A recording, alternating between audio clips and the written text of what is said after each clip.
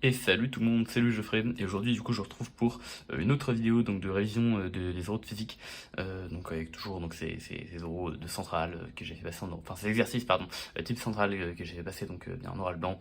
Alors voilà, donc ça sort avec un peu de retard, hein, comme vous voyez le rythme diminue. Je pense que pas grand chose, on a quelque chose à faire, mais je vous assure qu'en ce moment entre les stages et les partiels que j'ai toujours pas révisé alors que j'ai 7 en 4 jours, j'ai pas forcément tant de temps que ça.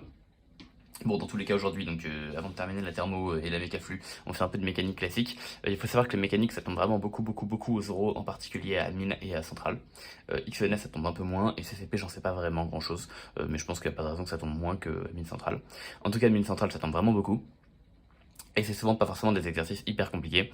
Donc je sais pas, par exemple j'avais eu un peu de solide qui tourne, une sorte de portillon qui essaie de se fermer, mais un portillon sur lequel on a incliné l'axe de... Enfin on a incliné en fait l'axe de la porte. Donc ouais, l'axe des gonds est penché par rapport à la gravité quoi. Du coup le moment du poids est non nul à tout instant, et ça fait que le portillon il a une position stable d'équilibre. Enfin voilà, c'est une sorte de pendule pesant, vous voyez c'était pas méga dur. Bon bah là en gros il y a vraiment beaucoup d'exos comme ça, donc vous avez des chances de tomber sur des trucs qui sont vraiment abordables. Moi donc je voulais pas forcément proposer dans les exercices d'euro un exo vraiment sur lequel je me fais trop chier, donc j'ai essayé d'aller chercher un exo de méca un peu plus compliqué que je vous présente ici, mais du coup on va dire l'inconvénient c'est également que c'est un exo de méca qui est un peu moins type de ce que vous pourrez trouver, hein. A priori là ça reste assez original par rapport à beaucoup de choses qui peuvent tomber. Dans tous les cas, donc qu'est-ce que c'est que cet exercice de mécanique? En fait ici on a un enfant qui est sur une balançoire, et en gros l'enfant en fait on étudie en gros un modèle de balançoire qui permet à un enfant de gagner en amplitude. Si vous avez déjà fait de la balançoire, hein, je sais pas si vous arrivez un peu à analyser les mimiques de mouvements un peu intuitifs que vous faites, ce qui vous permet de prendre de la hauteur. Bon voilà, en fait on va étudier un super enfant, parce que du coup l'enfant en fait on va essayer de gagner, donc de choper le gain d'énergie donc sur une boucle. Donc c'est à dire que l'enfant part du point A et revient au point A. Évidemment quand il est au point A il se déplace dans ce sens là, et quand il est de ce côté de la balançoire il se déplace plutôt dans ce sens là. L'idée c'est donc là j'ai représenté une demi-boucle seulement, parce qu'en gros ce qui se passe c'est qu'à chaque fois que l'enfant il atteint une position extrémale, en fait il va s'accroupir. Euh, donc là du coup ça veut dire que par exemple il va être à une certaine distance du centre de rotation de la balançoire, donc cette distance là je vais appeler L1. Quand il passe au milieu de la balançoire il va instantanément se relever, donc voilà c'est cool, c'est instantané. Et ensuite quand il arrive au bout, de nouveau il s'accroupit instantanément. Du coup donc l'idée c'est que là il part de A, il va jusqu'en B, il monte instantanément en C pour aller jusqu'en D, puis il redescend instantanément en E pour aller de nouveau jusqu'en B, et remonter instantanément jusqu'en C pour se balader jusqu'à un point que j'ai pas noté et redescendre instantanément jusqu'à A. Bon alors c'est évidemment évidemment en plus pardon, on va aussi considérer que la liaison est parfaite, donc pas de frottement sur la liaison. Donc bon évidemment c'est plutôt sympa comme histoire, parce que je sais pas du coup. Enfin bon, moi déjà on considère que tout est instantané, donc on néglige pas mal de pertes, on néglige aussi les frottements donc de la balançoire. Et moi personnellement quand je faisais la balançoire j'avais des cycles qui étaient beaucoup moins optimisés que ça. Essentiellement je restais en bas là, et puis là je remontais, là je restais en bas, là je remontais. Bon et je faisais ça avec simplement en fait enfin je pense c'est pareil, mais en tendant les jambes et en dansant mon buste, et en repliant mes jambes et en redressant mon buste. Mais bon du coup c'est à peu près le même effet que se monter se relever, dans tous les cas ça fait varier la longueur. Donc fallait nommer à chaque fois, donc en fait on voit que le fait de se bouger ou de se lever ça va faire varier plein de choses, donc notamment le moment cinétique, que du coup j'ai décidé d'appeler J1 et J2. J1 c'est quand on est en bas, J2 c'est quand on est en haut. Ça fait également varier du coup la longueur de la corde, donc on va dire la longueur la distance du centre de masse par rapport ici à l'axe de rotation. Donc j'ai décidé d'appeler L1 quand l'enfant est accroupi et L2 quand l'enfant est debout. Et enfin la vitesse de rotation qui va aussi varier. Alors la vitesse de rotation en fait elle varie sur tous les cycles a priori, parce que du coup donc la vitesse entre A et B que j'ai appelé oméga 1 sur le cycle qu'on va étudier, elle sera plus égale à oméga 1 sur le cycle d'après, parce que précisément l'enfant va gagner en énergie. Donc voilà, c'est tout un petit peu d'analyse qu'il faut faire juste avant. Du coup, bon, alors ça peut. Donc, ah oui, du coup, l'objectif, c'est de choper le gain d'énergie. Donc, nous, on veut le choper sur une boucle. Moi, je vais l'étudier que sur une demi-boucle, parce qu'en fait, c'est parfaitement symétrique. Et du coup, si on trouve un gain d'énergie additif, par exemple, que l'énergie en E, c'est égal à l'énergie en A plus quelque chose, il faudra juste faire x2 cette chose-là. Et on aura l'énergie qu'il faut. Et si on trouve quelque chose de multiplicatif, donc que l'énergie en E, c'est l'énergie en A fois quelque chose, il faudra simplement mettre cette chose-là au carré. Et on trouvera le gain d'énergie sur la boucle totale. Donc, c'est pour ça qu'on va étudier qu'une demi-boucle ici. Alors en fait, comme ça l'exo, donc pour rappeler des petits souvenirs, par exemple ça peut rappeler des souvenirs de conservation du moment cinétique. Vous savez ce petit gars là sur son tabouret qui déplie et replie ses bras, qui tourne plus ou moins vite. Donc en fait l'idée c'est quoi? C'est que en gros on va avoir ici un système qui va dans certaines parties être isolé, dans le sens où si vous faites la somme de ces moments, il n'y en aura pas parce que la liaison est parfaite, et parce qu'à un point particulier il n'y aura pas de moment de poids. Et du coup pour ça vous pouvez écrire du coup la conservation du moment cinétique, c'est-à-dire J'ai essayé de tout bien rédiger, mais là, en gros, bah, vous verrez quand je vais le rédiger. Mais là, du coup, c'est quelque chose qui peut nous être rappelé, et ça va être plutôt vrai, donc notamment de BAC, comme là, je savais. Ce que je vous propose, c'est qu'en soit l'exo comme ça peut sembler intimidant. En fait, il y a honnêtement pas de moyen très élégant de le résoudre, ou peut-être, mais en tout cas, j'en ai pas trouvé. J'ai l'impression que la méthode la plus efficace, c'est vraiment d'y aller en mode bourrin. C'est-à-dire qu'on va exprimer toutes les énergies, donc en A, en B, en C, en D, en E, en fonction des paramètres qu'on a. Après, une fois qu'on a ça, on va les relier et bien avec certaines relations. Donc l'idée c'est qu'on va essayer de trouver une relation sur l'énergie entre A et B, entre B, C, C, D, D, E. Et après, une fois qu'on a ces relations ou pas, bah, on va essayer de les exploiter pour s'en sortir. Donc bah déjà je vous propose qu'on écrive toutes les énergies, puis qu'ensuite on écrive eh bien les relations qu'on a entre ces énergies. Alors, bah déjà on va commencer par l'énergie en A. Donc en fait l'énergie en A, ici notre petit bonhomme est à l'arrêt, donc il n'a pas d'énergie cinétique. Du coup notre énergie c'est simplement notre énergie de pesanteur, donc l'énergie du poids. Alors donc déjà il y a où est-ce qu'on prend le référent des énergies potentielles. Moi j'ai décidé de le prendre en bas pour avoir uniquement des hauteurs positives. On pourrait le prendre en haut également, ce serait possible, dans ce qu'on n'aurait que des énergies qui seraient négatives au niveau du poids. Bon moi j'ai décidé de le prendre ici, donc en B. Ce qui est un choix arbitraire évidemment. Alors donc déjà on va écrire l'énergie en A. J'ai appelé ça EMA, donc on n'a évidemment pas d'énergie cinétique. L'énergie de pesanteur ici elle va être égale à quoi? Bah, elle va simplement être égale à globalement la masse du petit bonhomme et de la balançoire, donc j'ai appelé ça M, fois G pour la gravité, et fois la hauteur. Donc puisque la hauteur on la prend par rapport à B, ici c'est notre référente des énergies, bah, du coup en fait il nous faut cette hauteur là. Et en fait bah, du coup cette hauteur là, ça va être simplement du L1 facteur de 1 moins cos θ. Puisque du coup ici, hop, toute cette hauteur là, puisque là vous avez L1 et là vous avez θd, en fait cette hauteur là c'est L1 cos θd, et vous ce qui vous intéresse c'est cette hauteur là. Cette hauteur là c'est L1, parce que du coup bah, vous restez à L1 quand vous êtes en B, du coup la hauteur qui vous intéresse c'est L1 facteur de 1 moins cos θd.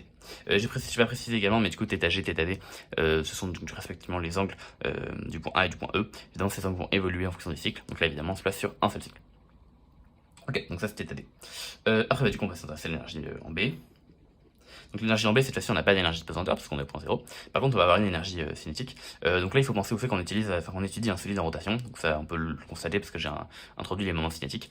Donc on va pas du tout avoir du 1,5 de MV2. On va plutôt avoir donc la formule de l'énergie cinétique pour, eh bien pour les solides en rotation,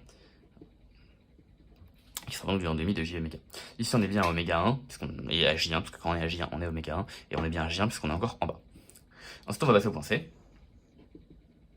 Le point C, donc cette fois-ci, on voit que le moment cinétique, donc on va encore avoir une vitesse, hein, évidemment, parce que ce point-là est commencé en une vitesse, c'est d'ailleurs cette vitesse qui nous permet d'atteindre T. Ici, on voit que le moment cinétique, lui, a bougé, puisqu'on est passé de J1 à J2, parce que désormais on est à la hauteur L2. Donc du coup, notre énergie cinétique va être égale à 1,5 de J2 oméga 2 carré. Alors, ça peut sembler comme ça bizarre qu'on a pris une vitesse, si on... Mais bon, en fait, comme c'est instantané, on va dire le fait de se lever, bah, ça peut modifier instantanément la vitesse. Ici, on a clairement une discontinuité, donc évidemment, c'est pas du tout physique, mais c'est un modèle, on va dire, ouais, un premier modèle qu'on utilise. C'est vrai que pour passer de B à C, bah, du coup, on a la fameuse conservation du moment cinétique. Mais là, cette fois-ci, on a aussi une énergie potentielle, et plus précisément une énergie potentielle de pesanteur, qui va du coup être égale à la hauteur qu'on a. Ici, donc, il n'y a pas d'angle bizarre, donc c'est cool. Par contre, du coup, ici, on voit la hauteur entre B et C, bah, c'est bien sûr du L1 moins L2. Donc, on va avoir plus mg, facteur de L1 moins L2. Ok. Après, maintenant, on étudie D, donc cette fois-ci, D, on a de nouveau plus de vitesse. D. On a de nouveau plus de vitesse, par contre on a bel et bien une énergie de pesanteur. Du coup ici l'énergie de pesanteur qui nous intéresse, bah, ça va être mg fois cette distance là. Et du coup encore une fois cette distance là c'est quoi? Bah, c'est cette grande distance qui vaut L1 moins cette distance là. Et en fait cette distance là bah, c'est du L2 cos θg. Du coup cette fois-ci on va avoir un truc un peu chelou avec du mg facteur de L1 moins L2 cos θg. Ok. Et enfin du coup bah, il ne reste plus que ME. Et du coup, ME, bah, on n'a toujours pas de vitesse. Par contre, bah, cette fois-ci, on a une énergie de nouveau donc, de pesanteur qui va donc de nouveau mg. Et cette fois-ci, bah, la hauteur qui nous intéresse, en fait, on est repassé à l'hauteur L1, donc ce sera juste du mg L1, facteur de 1 moins cos θg. Et on trouve notamment bah, le symétrique de l'énergie de A. Ok, donc là, la première idée, ça pourrait être d'essayer d'exprimer θt et θg, parce que du coup, on voit que si on arrive à exprimer θg en fonction de θd, bah, on peut trouver ce qu'il faut. Bon, en fait, c'est une mauvaise piste, parce que le problème, c'est que vous avez très peu d'infos sur ces deux angles, qui de toute façon, a priori, varient en fonction de la boucle. Donc le mieux, c'est plutôt d'utiliser toutes les relations que vous pouvez en déduire sur les conservations d'énergie ou de moment cinétique entre les différents points, et du coup, d'utiliser ça pour essayer de passer l'énergie A à l'énergie E. Et du coup, bah, ce que je vous propose, c'est donc qu'on essaie d'exprimer en fait, les énergies une à une. C'est-à-dire que on va partir de A, puis de B, on va essayer d'exprimer B en fonction de A. Ensuite, une fois qu'on a fait ça, on partira de C, on essaie d'exprimer C en fonction de B, puis D en fonction de C, et E en fonction de D. Et du coup, puisque D aura été, donc une fois qu'on aura A en fonction de D, elle-même en fonction de C, elle-même en fonction de B, elle-même en fonction de A, on aura E en fonction de A. On aura ce qu'il faut, puisqu'on aura du coup le gain d'énergie sur une boucle. Ok. Mais du coup, bah, pour ça, il nous faut des études, en fait, des conservations, donc des lois de conservation entre ces différents points.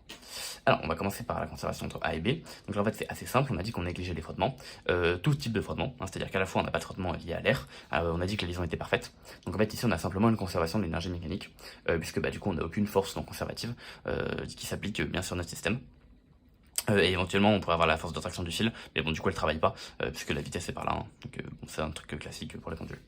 Du coup bon bah je sens avec les justifications orales que j'ai données qu'il faudrait évidemment préciser à l'oral si jamais vous êtes à l'oral, ou bah, écrire sur votre copie si vous êtes à l'écrit.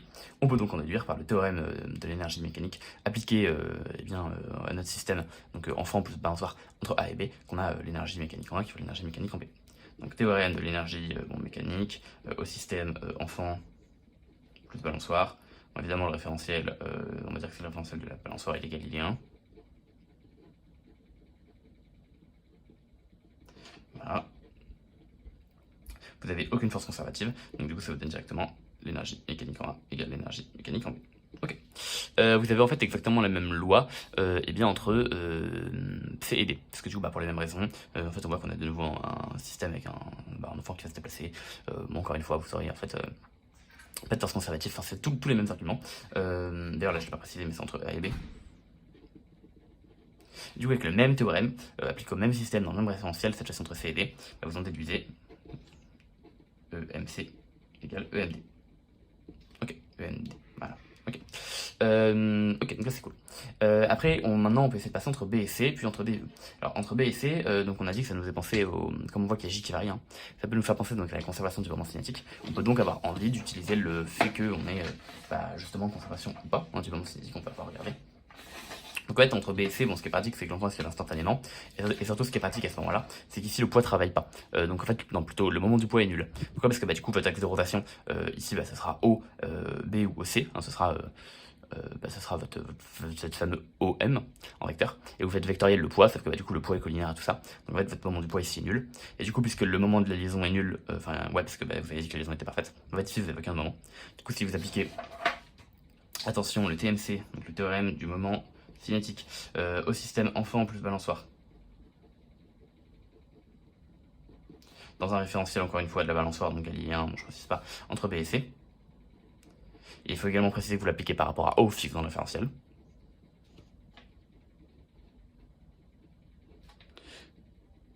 Alors, je sais que je blablate beaucoup, hein, mais c'est vraiment important ce genre de blabla, parce que ça, en fait, c'est juste que vous donnez toute la précision nécessaire pour l'application du cas du théorème. Hein, alors, voilà, ça peut sembler un peu pédant et un peu rébarbatif, parce qu'on a clairement compris qu'on allait en déduire que du coup, la dérivée de votre moment cinétique, bon, techniquement, ce serait même en vecteur. Hein. Après, techniquement, bon, je peux le projeter sur l'axe ici qui sort vers nous. C'est ce texte-là, que j'appelais mon Z. On a clairement compris que ça allait faire 0. Et du coup, puisqu'on l'applique entre B et C, on a clairement que LZB égale LZC. Et devinez quoi, le moment cinétique, c'est J oméga. Donc du coup, on en déduit directement que J1 oméga 1 égale J2 oméga 2. Alors voilà, ça peut sembler un peu rébarbatif donc derrière tout ça, mais je sais que c'est vraiment important de préciser bien le nom du théorème, le système, le référentiel, entre quel et quel point, par rapport à quel point. C'est vraiment important, sinon vous avez des hypothèses qui sautent, ou alors vous avez des imprécisions dans ce sur quoi vous appliquez. Donc voilà, ça peut sembler un peu chiant, mais faites-le, je vous assure.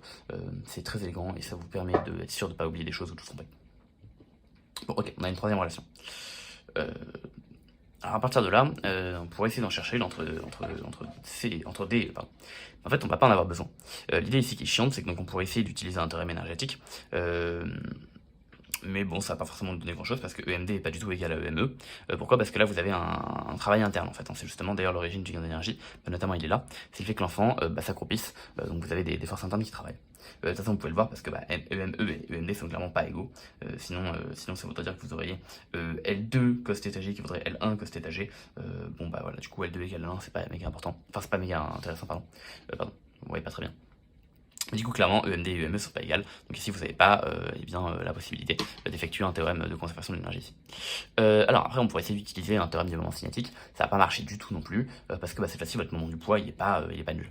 Donc bon, ce sera un peu chiant d'essayer un peu d'appliquer tout ça. Alors ça c'est peut-être, en fait, on va pas en avoir besoin. Et ça, c'est un peu un coup de bol. Mais en fait, on peut déjà remarquer que EMD et EM2 dans leur structure sont très proches. Si on essaie de comparer EMD et EME, en fait, on voit qu'ils diffèrent à quoi? On voit qu'ils diffèrent à un facteur L2 sur L1. Ou plus précisément L1 sur L2. Bon bref, ça dépend comment vous le voyez. Parce que d'un côté, vous aurez du MGL1, moins MGL2 cos θg, et de l'autre côté vous aurez également MGL1 moins MGL1 cos θg. Donc en fait les deux diffèrent d'un facteur et 1 sur L2. Et du coup en fait on voit que pour passer de EMD à EME, il n'y a même pas de loi particulière à appliquer, il faut juste multiplier par L1 et diviser par L2. Et vous passez de EMD à EME, il n'y a rien de plus. Et du coup en fait à partir de là on voit qu'on a toutes les relations qu'il nous faut, puisque du coup on est capable de passer de A à B grâce au théorème énergétique, de B à C grâce au théorème du moment cinétique, de C à D grâce à un théorème énergétique, et de D à E grâce à un bête truc qu'on remarque en écrivant les synergies, à savoir qu'il suffit de multiplier par L1 sur L2 pour passer de D à E. Ce qui n'était pas clair a priori, hein, mais ce qu'on voit maintenant. Alors c'est un peu un coup de... Alors je sais pas à quel point c'est un coup de bol ou pas, pardon. Faudrait, je vais essayer de plus analyser des cas analogues, enfin bref. Peut-être que c'est un coup de bol, dans tous les cas ça me permet de pouvoir résoudre tout ça. Bon bah du coup à partir de là, hein, on a quasiment tout ce qu'il faut, puisque bah du coup on sait que d'abord on va essayer donc de récapituler, on essaie de passer de A à B, puis de B à C, etc. Comme ça on pourra exprimer E en fonction de A assez facilement. Bon bah déjà EMA égale EMB, ça c'est vraiment évident, puisque bah, c'est exactement ce qu'on a écrit. Du coup bah on va pas du tout travailler avec EMA, on va uniquement travailler avec EMB. Ok, ensuite après EMC on sait que c'est quoi? On sait que c'est donc égal à 1 demi de J2 oméga 2 au carré, et on a une énergie de poids qui vaudra plus mg facteur de L1 moins L2. Ok, voilà, c'est un peu relou, parce qu'en parallèle, le NB, on sait que c'est égal à 1 demi de J1 oméga 1 carré. Alors on sait que pour passer de B à C, on a utilisé le théorème de moment cinétique pour choper une relation, donc c'est exactement cette relation-là qu'on va utiliser. On voit qu'ici on a du J1 oméga 1 égale J2 oméga 2, bah qu'à cela ne tienne, ici je vais simplement reconnaître. Là j'ai du J2 oméga 2 fois oméga 2. Alors J2 oméga 2, bah c'est J1 oméga 1, on a lui value oméga 2. Et là on se dit quoi? On se dit qu'on aimerait vraiment avoir un oméga 1 en plus pour être capable d'avoir exactement un EMB. Donc on va simplement multiplier par oméga 1 divisé par oméga 1, et du coup on retrouve EMB qui était EMA. Or on a divisé par oméga 1. En plus comme ça c'est cool, on a bien un truc homogène, hein. Là c'est L1 et là c'est L2. Parce que forcément on a une énergie multipliée par un rapport sans dimension. Ouais, on a bien compris que les oméga ils varient en fonction du cycle sur lequel on était. Donc on va plutôt utiliser les moments cinétiques qui eux sont indépendants du cycle. Donc on voit qu'oméga 2 sur oméga 1, c'est simplement du J1 sur J2.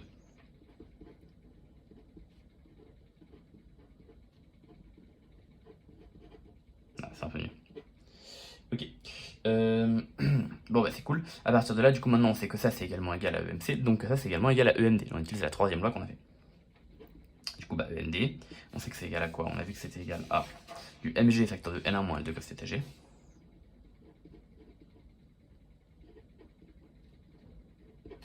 Et donc ça va être égal à EMA.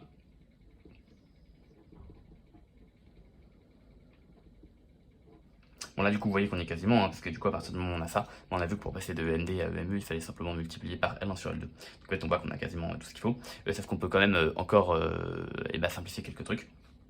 Parce que là on reconnaît du MGL1 des deux côtés, donc on va pouvoir simplifier par MGL1. Donc on a dit qu'on a du moins MGL2 cos θg qui va être égal à EMA moins MGL2. Ok, bon bah là maintenant on va voir qu'ici donc on a vu qu'il fallait bien diviser par L2 multiplier par L1 pour atteindre la forme finale. Du coup si on divise par L2 et qu'on multiplie par L1, on a directement ce qu'il faut. Donc on divise par L2, on multiplie par L1, donc là on a du MGL1 cos θg. On divise par L2, on multiplie par L1, donc on a du MEMA J1 L1 sur J2 L2. Ok, et là on a dit qu'on divisait par L2 et qu'on multiplie par L1, donc on aura du moins MG L1. Ok, bon et là du coup c'est cool parce qu'on voit quand on passe ça de l'autre côté on reconnaît directement EME, donc du coup c'est génial, on obtient directement l'équation. D'ailleurs depuis tout à l'heure je mets des inclusions, mais après je pensais que même des équivalences. Et donc du coup on a directement que EME c'est égal à EMA J1 L1 sur J2 L2. Ok, voilà, du coup c'est cool, puisque là on vient d'exprimer le gain d'énergie sur une demi-boucle entre E et A. Donc évidemment, puisque nous on s'intéresse au gain sur une boucle, en fait on dit du coup le gain sur une boucle il va être égal à J1 L1 sur J2 L2 au carré. C'est exactement ce que j'avais dit au début. Si on a une constante multiplicative près sur une demi-boucle, on fera une constante multiplicative près au carré sur une boucle entière. Et à partir de là, on pourrait quasiment s'arrêter, pardon. On peut quand même bien vérifier que ce gain est plus grand que 1.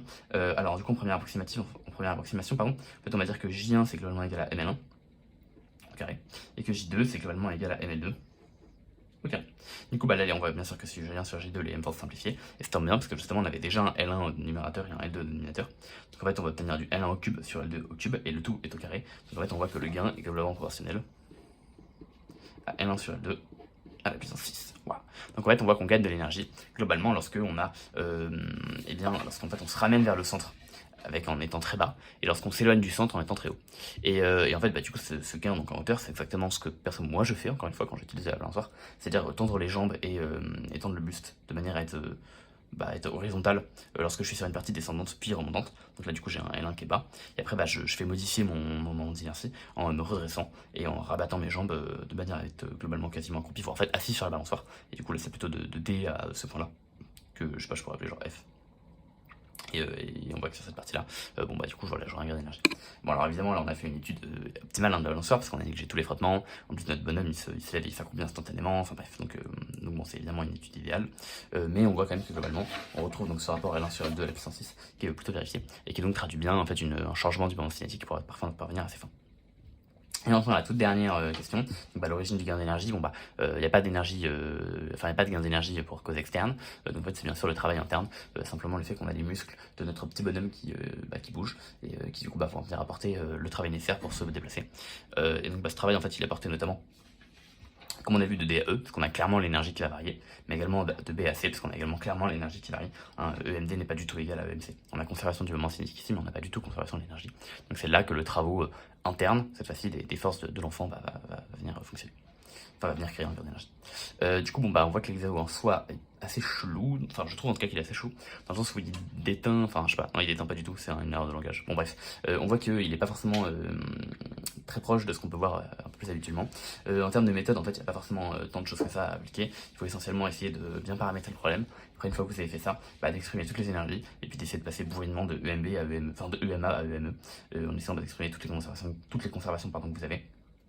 Et en remarquant astucieusement qu'entre des E, vous n'avez pas de conservation, mais que par chance, ou par la symétrie du problème, ça vous permet d'obtenir justement des formes assez asymétriques. Et donc c'est facile de passer d'une à l'autre. On voit également que TTGTT, c'est a priori parfaitement quelconque, et en effet qui reste complètement quelconque.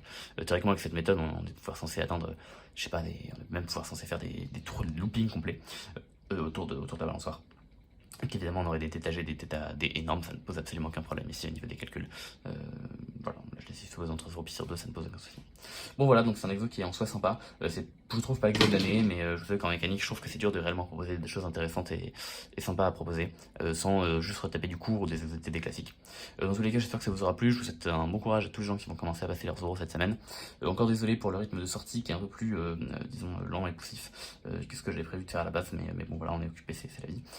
Et puis du coup, moi j'ai essayé de continuer de corriger quelques trucs, encore un truc de thermo et un truc de mécaflux avant la fin des euros. Voilà. Du coup, je vous souhaite un bon courage et puis une excellente journée. Allez, à bientôt.